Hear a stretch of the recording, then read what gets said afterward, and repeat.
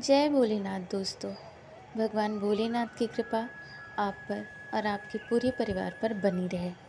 आज हम बात करेंगे 16 सोमवार व्रत के बारे में।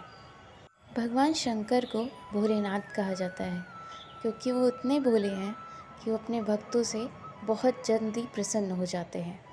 और जब भगवान शंकर प्रसन्न होते हैं तो उनसे जो भी मांगो वो दे देते हैं। भगवान शंकर मन चाहा वरदान देने के लिए भी जाने जाते हैं। जब भगवान शंकर की कृपा हो जाए तो वो रंग को भी राजा बना देते हैं। भगवान शंकर को प्रसन्न करने के लिए बस उनका पूजा पाठ करना, व्रत करना ही काफ़ी होता है। भगवान भोलेनाथ मात्र एक ऐसे देवता हैं जो एक लोटे जल से ही प्रसन्न हो जाते हैं। भगवान शंकर को प्रसन्न करने के लिए बहुत सारे सोमवार के व्रत हैं, जैसे सावन का सोमवार, प्रदोष सोमवार और 16 सोमवार की व्रत। ऐसे में आज हम बात करेंगे 16 सोमवार के व्रत के बारे में। 16 सोमवार का व्रत करने से भक्तों की सारी मनोकामनाएं पूरी होती हैं और इस व्रत को कोई भी कर सकता है। पुरुष कर सकता है, स्त्री कर सकती है, अविवाहित लड़के या लड़कियां भी इस व्रत को कर सकते हैं। अविवाहित लड़के और लड़कियां योग्य जीवन साथी को पाने के लिए इस व्रत को करते हैं।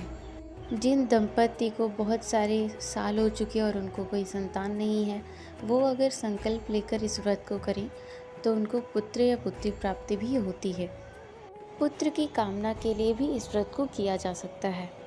अगर आपकी जन्म कुंडली में किसी भी ग्रह की वजह से कोई भी परेशानी आ रही है तो उस टाइम पे भी आप 16 सोमवार का व्रत कर सकते हैं। तो जिनके पास अपनी जन्म कुंडली ही नहीं है, जिनका अपना डेट ऑफ बर्थ ही नहीं है, वो अगर भगवान शंकर को सिर्फ एक लोटा जल देना शुरू कर दें तो उनकी जीवन में जितने भी ग्रह हैं हमेशा बैलेंस रहेंगे और उनके जीवन में हमेशा शुभ काम होते रहेंगे।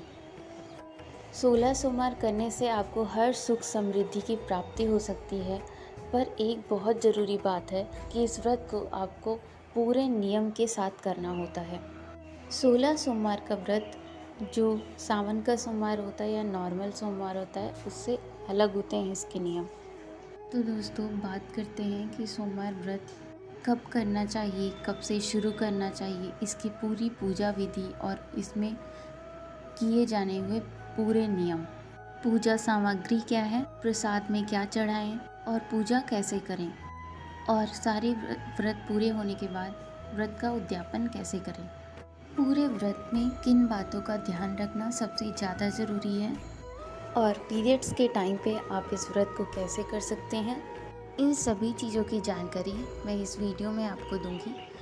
पर इससे पहले अगर आप चैनल पर नए हैं तो प्लीज़ चैनल सब्सक्राइब कीजिए और चैनल को लाइक कीजिए, शेयर कीजिए और कमेंट कीजिए। अपने सुझाव हमें देते रहिए जिससे मैं अपनी वीडियो में जो भी गलतियाँ हों उसको सुधार सकूं।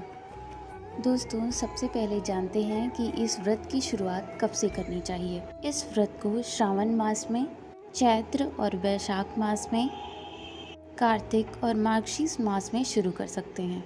इन महीनों के शुक्ल पक्ष से आपको व्रत की शुरुआत करनी चाहिए। 16 सोमवार का व्रत रखने के लिए श्रावण का सोमवार बहुत शुभ माना जाता है। सावन के या पहले सोमवार से भी आप इस व्रत को शुरू कर सकते हैं। मतलब आप सावन के कृष्ण पक्ष से भी इस व्रत की शुरुआत कर सकते हैं। मतलब सावन का महीना इस व्रत के लिए सबसे शुभ माना जाता है। अब जानते हैं कि सोमवार व्रत में पूजा का समय कौन सा होना चाहिए। तो इस व्रत के लिए पूजा का समय हमेशा निर्धारित होता है। इस व्रत की पूजा शाम के 4 बजे के आसपास, मतलब दिन के तीसरे पहर में होनी चाहिए, जिसको हम प्रदोष काल भी कहते हैं। प्रदोष काल का समय होता है सूर्यास्त से 1.5 घंटे पहले और सूर्यास्त से 1 घंटे बाद का समय। इस पूरे 2.5 घंटे को हम प्रदोष काल कहते हैं। तो इसी समय पे हर सोमवार को हमें पूजा करनी चाहिए। पूजा के समय और पूजा की जगह में कभी कोई बदलाव नहीं होना चाहिए। आप जहाँ पूजा करते हैं आपको वहीं पूजा करना चाहिए। तो पूजा करने के लिए आप समय निश्चित कर लें कि आप किस समय पर हमेशा पूजा कर सकते हैं। तो अब बात करते हैं 16 सोमवार के नियम के बारे में। तो इस व्रत के नियम बहुत ही कठिन होते हैं। इस व्रत में पूजा का समय निश्चित होता है और पूरे दिन आपको बिना जल के रहना होता है। ये व्रत बहुत ही कठिन होता है। इस व्रत में भोजन के रूप में आपको जो भी आपने प्रसाद चढ़ाया भगवान शंकर को, उसका तीसरा हिस्सा ही आपको मिलता है। भगवान शंकर को जो आप प्रसाद चढ़ाते हैं उसके 3 हिस्से करिए। पहला हिस्सा आप किसी ब्राह्मण को दीजिए या गाय को दे सकते हैं। दूसरा हिस्सा आप बच्चों को दे सकते हैं या अपने परिवार में बांट सकते हैं। और तीसरा हिस्सा आप खुद के लिए रखिए, वही आप ग्रहण कर सकते हैं। इस व्रत में आपको पूरे दिन पानी नहीं पीना होता है। पानी आप सिर्फ उसी वक्त पी सकते हैं जितना भोजन आप प्रसाद के रूप में ग्रहण कर रहे हैं। पूरे दिन आप नमक नहीं खा सकते हैं। तो इस वजह से ये व्रत थोड़ा कठिन होता है, क्योंकि इसमें पानी भी मना होता है पीने के लिए। दूसरी बात, आप जब भी भोजन ग्रहण करते हैं तो 16 सोमवार में आपको एक ही जगह बैठकर भोजन करना चाहिए। चलते फिरते आप कहीं पर भी भोजन नहीं कर सकते हैं। तीसरा नियम कि आपको इस दिन पूरी तरह से ब्रह्मचर्य का पालन करना चाहिए। आपने जो प्रसाद लिया, जिस समय लेने का निश्चित किया, उसको पूरी तरह से फॉलो करना चाहिए। किसी से झूठ नहीं बोलना चाहिए, किसी की निंदा नहीं करनी चाहिए, किसी को परेशान नहीं करना चाहिए। सिर्फ़ और सिर्फ आपको भगवान शंकर का जप करना है, उनका ध्यान करना है, उनका स्मरण करना है। इस व्रत को करते समय आपको पूरी तरह से भगवान शंकर को अर्पित कर देना है।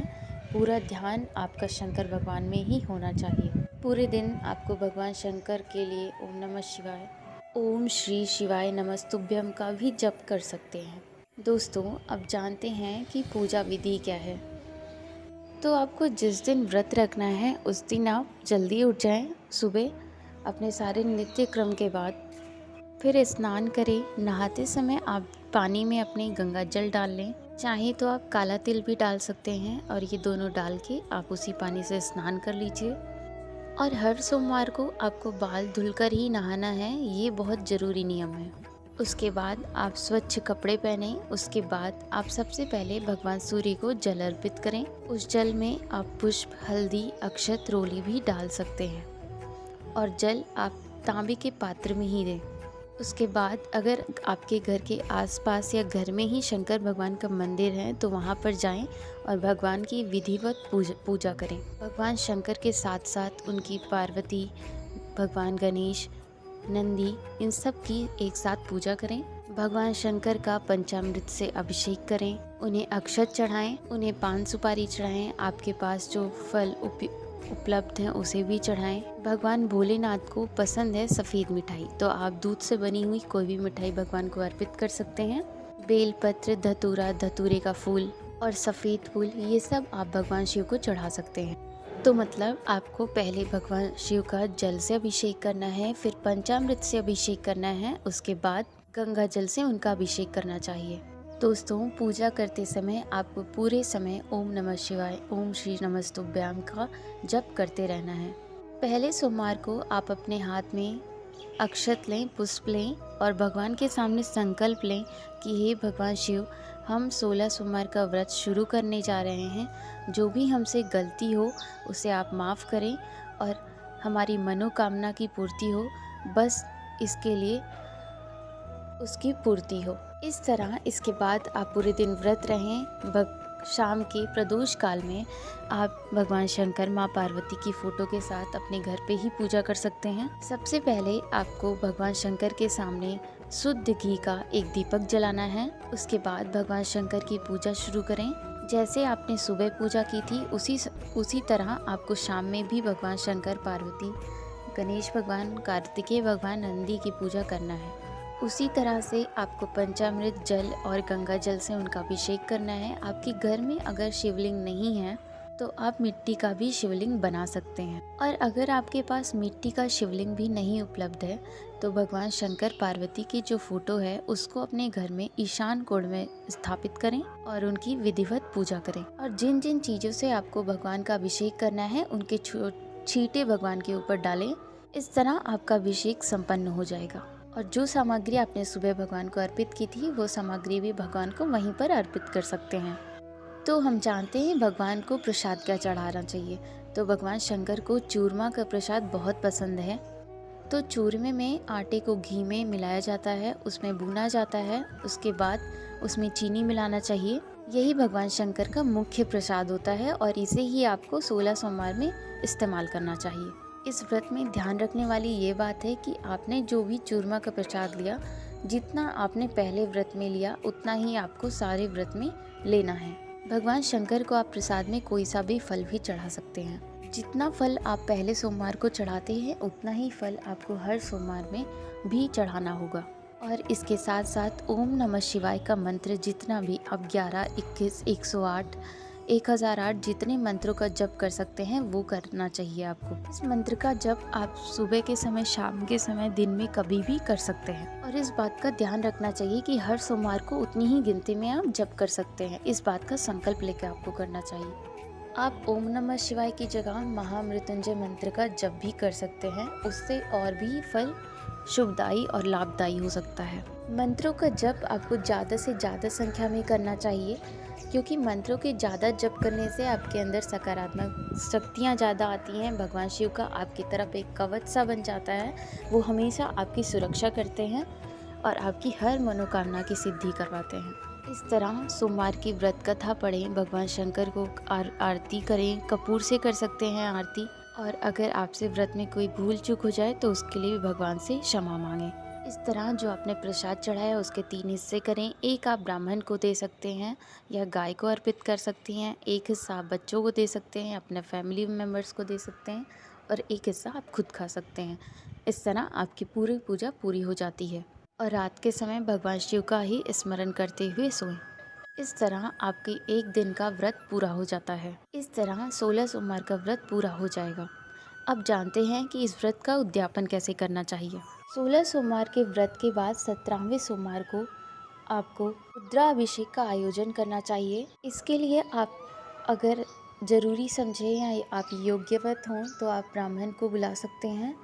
उसके बाद हवन करवाएं और पंडित जी को पहले से बता के रखें कि आपने कितने मंत्रों का जप इन 16 सोमवार में किया। उसी के हिसाब से पंडित जी अपनी पूजा पूरी करवाते हैं। इस तरह ब्राह्मण को बुलाने से हर पूजा विधिवत होती है। आपका पूरा पूजा का फल लाभदायी होता है। ब्राह्मण को दान दक्षिणा दें, उनको भोजन जरूर कराएं उस दिन। और ब्राह्मण को भोजन कराते समय आप उसमें खीर जरूर से बनवाएं। आप दान में ब्राह्मण को चावल का दान, दूध दही का दान, मतलब जो सफ़ेद वस्तुएं हैं उन सब में कुछ भी दान दे सकते हैं। चांदी का दान भी आप कर सकते हैं या सफ़ेद वस्त्रों का भी दान कर सकते हैं। जिन चीज़ों में आप समर्थ हैं वो सब दान कर सकते हैं। इस तरह भगवान शंकर से हाथ जोड़कर निवेदन करें कि आपने जो 16 सोमवार व्रत किया उसमें कोई भी गलती हुई तो उसके लिए क्षमा मांगें। इस तरह आप 16 सोमवार में एक और नियम है कि आप जब भी व्रत रहते हैं तो उस व्रत में उस दिन आप एक विवाहित जोड़े को उपहार स्वरूप आपको कुछ न कुछ जरूर देना चाहिए। और अगर इस तरह नहीं हो सकता है तो उद्यापन के दिन ही आप 16 विवाहित जोड़ों को अपने घर पर बुलाएं। और इस तरह अगर आप 16 विवाहित जोड़ों को नहीं कर सकते तो कम से कम एक दंपत्ति को बुलाएं और उनको उपहार स्वरूप कुछ ना कुछ जरूर दें, उनको भरपेट भोजन कराएं। इस तरह से आपका ये व्रत पूर्ण होता है। अब दोस्तों सबसे बड़ा क्वेश्चन ये होता है कि महिलाएं जो ये व्रत करती हैं अगर उनको बीच में पीरियड्स आ जाए तो उस समय उनको क्या करना चाहिए। ऐसे में आपको ये व्रत बीच में छोड़ना नहीं है, आपको व्रत रखना है। बस मन से मानसिक रूप से आप भगवान का स्मरण कर सकते हैं, ध्यान कर सकते हैं, लेकिन पूजा को आपको बीच में छोड़ना नहीं। आप ये पूजा अपने घर में आपकी जगह पे कोई पूजा कर सकता है तो उसको करा सकते हैं बुला के, या फिर ब्राह्मण को बुला के भी ये पूजा करा सकते हैं। व्रत आपको हमेशा की तरह करना है। शाम के समय आपको भोजन करना है। व्रत को आपको कंटिन्यू रखना है, आपको व्रत बीच में नहीं छोड़ना। इस तरह अगर आपने बीच में व्रत छोड़ दिया तो व्रत को खंडित माना जाता है और इस तरह आपको व्रत शुरू से शुरू करना होगा। इस तरह सोमवार के व्रत की विधि पूर्ण हमने जानकारी दी आपको। आपने अगर इस व्रत को मन से श्रद्धा से किया तो भगवान भोलेनाथ आपकी इच्छा की पूर्ति जरूर करेंगे। दोस्तों उम्मीद करती हूँ कि 16 सोमवार से जुड़ी हुई सारी जानकारी आपको अच्छी लगी होंगी। और अगर आपको जानकारी अच्छी लगी तो प्लीज़ वीडियो के लिए लाइक करें, शेयर करें और कमेंट करें। आपके जो भी सुझाव होंगे हम उसमें सुधार लाने की कोशिश करेंगे। और अगर आप चैनल पर नए हैं तो प्लीज़ चैनल सब्सक्राइब करें। धन्यवाद। मिलते हैं ऐसे ही एक और वीडियो के साथ। जय